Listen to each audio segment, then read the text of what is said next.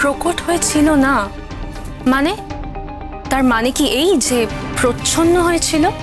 আমি তাই বিশ্বাস করি। আপনি ভুল বলছেন, আপনি মিথ্যে বলছেন। সেদিন আপনার মনের মধ্যে কোথাও ইমন মুখার্জির কোনো অস্তিত্বই ছিল না। আমার মনের কথাটা আপনার পক্ষে জানা সম্ভব নয়, আর জানার কথাও নয়। আমি আমার মনের কথাটা বললাম, এখন বিশ্বাস অবিশ্বাস আপনার ব্যাপার। আসলে স্যার, এই মানুষটি কোনোদিনও এক নারীতে সন্তুষ্ট হননি। ওনার সঙ্গে যখন ইমন মুখার্জির বিয়ে হয় তখন রূপকথা দেবীর সঙ্গে ওনার একটা সম্পর্ক ছিল, যে রূপকথা দেবীর সঙ্গে এখন ওনার দেওর বৌদির সম্পর্ক। ইমনের সঙ্গে বিয়ে হওয়ার পর রূপকথা দেবীর সঙ্গে সম্পর্কটা উনি নষ্ট করে ফেলেন। এইবার শ্রুতির সঙ্গে যখন ওনার সম্পর্ক হয়েছে তখন ইমনের সঙ্গে সম্পর্কটা উনি নষ্ট করে ফেললেন। আসলে এটাই ওনার ক্যারেক্টার। উনি কোনোদিনও এক নারীতে সন্তুষ্ট হতে পারেননি। অবজেকশন ইওর অনার, অসাংবিধানিকভাবে আমার ক্লায়েন্টকে অপমান করা হচ্ছে। ইওর অনার, আজকের তারিখ অনুযায়ী মিস্টার রণজয় চ্যাটার্জি এবং রূপকথা দেবীর সম্পর্ক দেওর এবং বৌদির। ঘটনাচক্রে রূপকথা দেবী ওই বাড়িতে বউ হয়ে আসেন। যদি তাদের মধ্যে পুরনো কোনো সম্পর্ক থেকেও থাকতো তাহলে আমি বলতে বাধ্য হচ্ছি যে তারা ভবিষ্যতে সেটা ক্যারি ফরওয়ার্ড করেননি। কারণ যদি করতেন তাহলে সমাজ, সংসার, এমনকি মিস্টার চ্যাটার্জির ব্যক্তিগত জীবন কি সুখকর হতে পারত স্যার? ইওর অনার, মানুষের জীবনে একটা সময় আসে যখন তাকে অনেক বেশি সংযত হতে হয়, সামলে চলতে হয়, তাকে বুঝতে হয় যে সে কোথায় থামবে। আমার ক্লায়েন্ট মিস্টার রণজয় চ্যাটার্জি অত্যন্ত বিবেকবান মানুষ বলে উনি ঠিক সময়ে থামতে পেরেছিলেন। শুধু তাই নয় ইওর অনার, ওনার মনে সব সময় ইমন মুখার্জির জন্য প্রচ্ছন্ন জায়গা ছিল।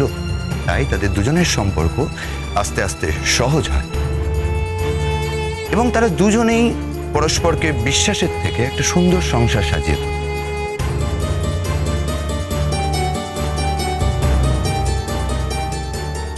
এই কথাগুলো আমি বলছি না ইওর অনার, ইমন মুখার্জি নিজে বলেছে। আর এটাকে বিরোধিতা করার মতো কোনো পয়েন্টই নেই বলে আমার বিশ্বাস। Thank you.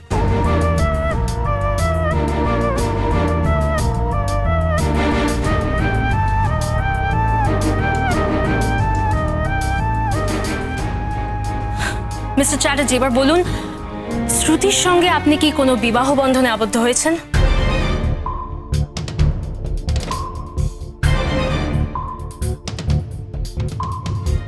উত্তর দিন, চুপ করে থাকবেন না। একসঙ্গে আছি যখন হয়েছি বই কি। স্যার, এরপরেও কি আর কিছু বলার থাকতে পারে? উনি যখন স্পষ্ট নিজের মুখে স্বীকার করলেন যে উনি বিবাহ বন্ধনে আবদ্ধ হয়েছেন, মানে অপরাধী নিজের দোষ তো নিজেই স্বীকার করেছেন। আর তাহলে কি? অবজেকশন ইওর অনার, আমি বুঝতে পারছি না এতে সমস্যা কোথায়। মানে একজন বিবাহ বিচ্ছিন্ন মানুষ যদি অন্য কোনো রমণীকে বিয়ে করেই থাকেন, আমি বিয়েটা আদৌ হয়েছে সত্যি মিথ্যে তাতে যাচ্ছি না, যদি বিয়ে করেই থাকেন তাতে অসুবিধা কোথায় ইওর অনার?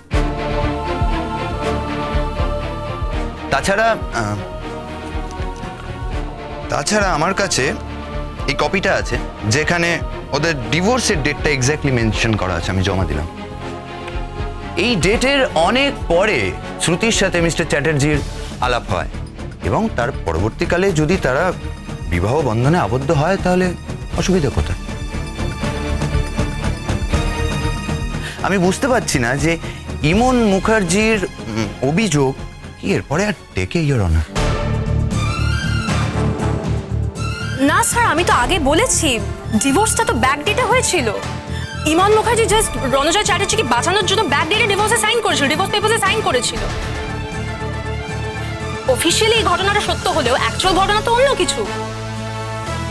কোর্টে অফিসিয়ালি যা সেইটাই প্রডিউস করতে হবে। উনি কি কারণে কি করেছিলেন তার চেয়েও বড় কথা হচ্ছে উনি কোন দিন কি করেছিলেন, আইনত সেইটাই বিচার্য। তা বলে স্যার, একটা মেয়ে একজন মানুষকে ভালোবেসে তাকে বাঁচাতে চেয়েছিল বলে সেই মেয়েটির অভিযোগের কোনো বিচার হবে না? সে অভিযোগের কোনো দাম থাকবে না? আইন ব্যবস্থা কি এতটাই নীরব হয়ে বসে থাকবে? Objection your honour. উনি যদি বাঁচানোরই চেষ্টা করে থাকতেন তাহলে তাহলে তখন কেন উনি অভিযোগ দায়ের করেননি, এতদিনে কেন? এই প্রশ্নটা আপনার কাছে পারমিশন পেলে আমি ইমন দেবীকে করতে চাই। আজ নয়, পরের দিন আপনি ইমন মুখার্জিকে প্রশ্ন করে জানতে পারেন। আজ কোর্টের কাজ এই পর্যন্ত। ধন্যবাদ। Thank you.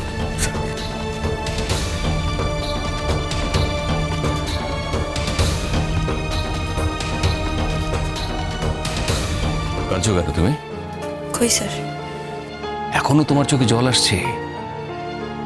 ও তো ওখানে দাঁড়িয়ে পরিষ্কার বলল যে শ্রুতির সাথে বিবাহ বন্ধনে আবদ্ধ হয়েছে।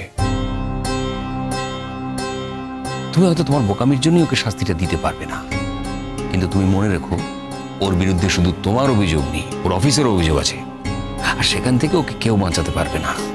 এটাই হবে ওর চরম শাস্তি। চোখের জল মোছো প্লিজ। এইরকম একটা ছেলের জন্য কান্নার কোনো মানে হয় না।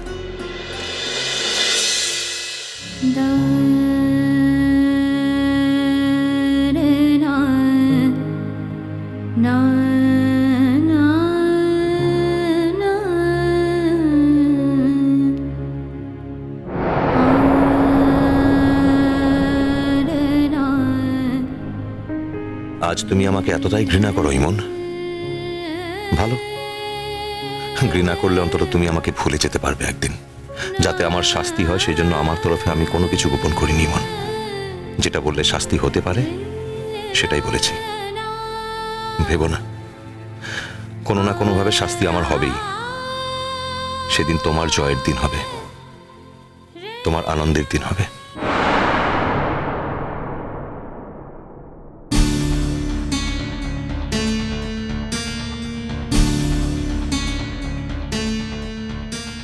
রনক, তোমরা রোজ রোজ কেন কষ্ট করে এখানে আসো বলো তো? কি যে বলো না তুমি ছোটদা ভাই, এত বড় একটা কাণ্ড হয়ে গেল, চাঞ্চল্যকর ঘটনা, পেপারে বেরোচ্ছে, তারপর পাড়ায় তো বেরোনোই যাচ্ছে না, সবাই কি প্রশ্ন করছে তোমায়। প্লিজ প্লিজ আমি হাত জোড় করছি, দোয়াই তোমার। দেখ ছোটদা ভাই, বাড়িতে সব থেকে তোর এগেনস্টে বেশি গিয়েছিলাম আমি চেয়েছিলাম যে তোর শাস্তি হোক, কিন্তু ওই ইমন যখন তোকে কোর্ট অবধি টেনে নিয়ে এলো, কোর্টে যখন তোকে প্রডিউস করা হলো, সেই দৃশ্যটা আমার দেখতে ভালো লাগেনি। যতই তুই তো আমার দাদা, এখন ইমনকে বাধা দেওয়ার মতো কোনো ক্ষমতা, কোনো জোর আমাদের নেই। ইমনের উপর আইনতও কোনো সম্পর্ক আমাদের নেই। আমরা শুধু এটাই দেখতে আসি এখানে যে কেসটা কোন দিকে এগোচ্ছে, তুই কোথায় গিয়ে দাঁড়াবি, ব্যাস। টুবলু ঠিকই বলেছে। দেখ রন, যা হওয়ার সেটা তো হয়ে গেছে। সব থেকে বড় সত্যি কথা কি জানিস? তুই আমাদের ভাই।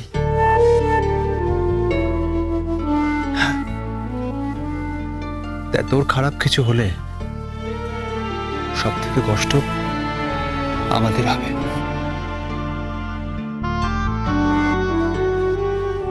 কিন্তু যে আমার মতো একজন অপরাধী,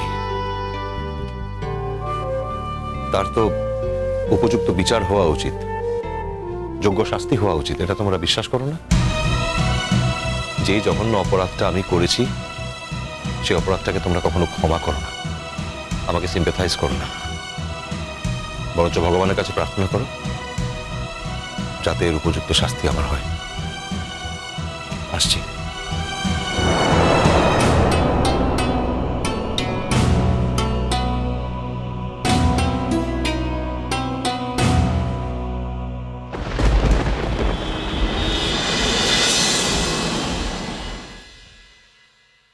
আপনি হঠাৎ আমাকে এখানে ডাকলেন যে? আপনাকে না ডেকে কি করি বলুন তো? আপনি যে শুধু নিজের ক্ষতি করছেন তা তো নয়, আমার ক্যারিয়ারটারও এবার 12টা বাজাবে। আমি আপনার ক্যারিয়ারে 12টা বাজাবো? হাও? বুঝলাম না ঠিক। না না, আপনি যদি সত্যিটাকে সামনে আসতে নাই দেন তাহলে তো এই কেসটা লড়ার আমার কোনো মানে থাকে না, বলুন। কুসুম দোলা কুসুম দোলা